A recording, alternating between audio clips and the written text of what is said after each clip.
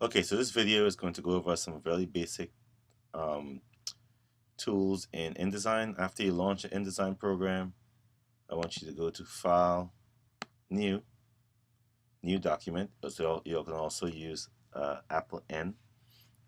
On my screen, I have different presets, but I want you to go to, under Document Preset, go to Print. You're going to see picas in the first width and height, and the orientation, we'll keep it at Portrait. Say OK.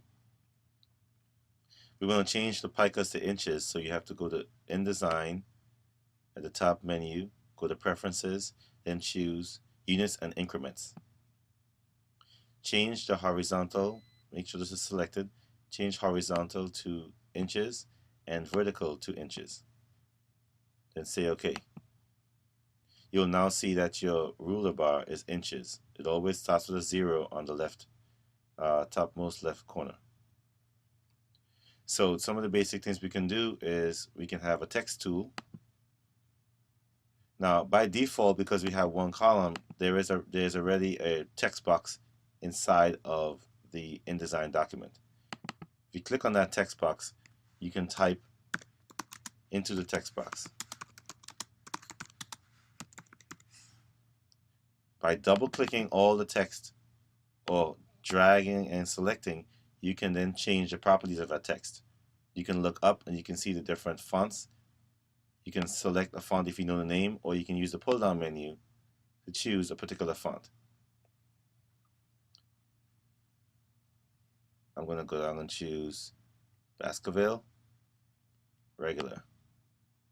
And then I can choose the size of the font by these presets, or I can choose to type a number in, hit enter.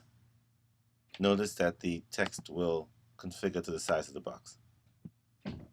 You can hold and drag the text box with these handles. On your swatches panel over here, these panels by default, what you might want to do is go to Window, Arrange Workspace, and you can set your workspace however you want it to. So all these different, you can hit Reset Essentials, and pretty much what it does, it brings up all the essential palettes that you're going to use. There are less. If you want to use more, you can go to the Window menu and you can choose more palettes.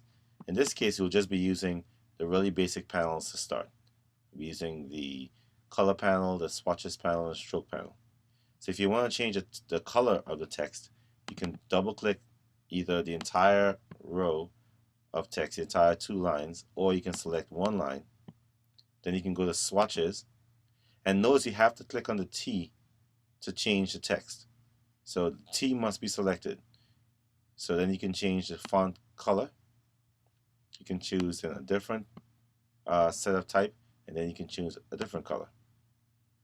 If you would like to move the text around, and you can drag these panels back in either by pulling them out, or you can highlight them and they lock into this set of different palettes on the side. If you want to move the text around, you can click inside the box and move the text around, and you can make the text box smaller if you want. As you drag in, the text configures. If you drag it too small, you will see a red plus sign that tells you there's more text in the box. Then you have to enlarge the box or widen the box to see the entire text.